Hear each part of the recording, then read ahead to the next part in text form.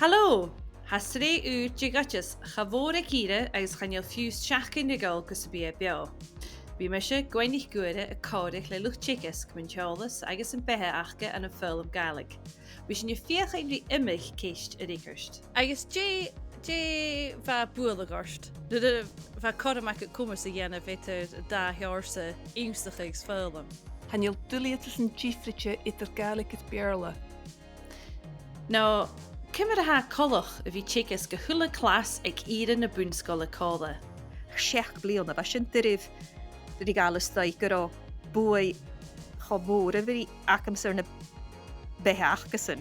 Dé how Gianaf mar a heilú smónecha go bhfuil de bhbliana frábhí go bhí go féim gucht. Ag a chiadtal amach feitar son mo chúd ja scóil bec par a rád díreach in teagasg agus bhríon mi se chóirle or had is ménich mi go raibh dúchaím a bheit sin gása. Dé me join ma how fuireach an na scíre dúchail is ú géirí céim suas a gáil na gríoch.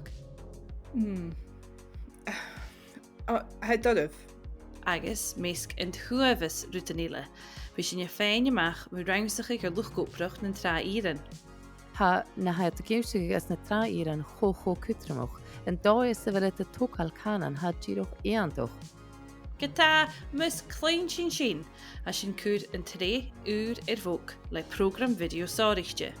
Bhí sinne a ha teagasg na tidsearan ag Sabhal Mòr Ostaig a bruidhinn chéile agus a freagairt na ceistean agaibhse. Sin Oideas Sreath. Diardaoin in 8 bhláfichiid gin bhars dá bhíle sa fichiid sa chiad.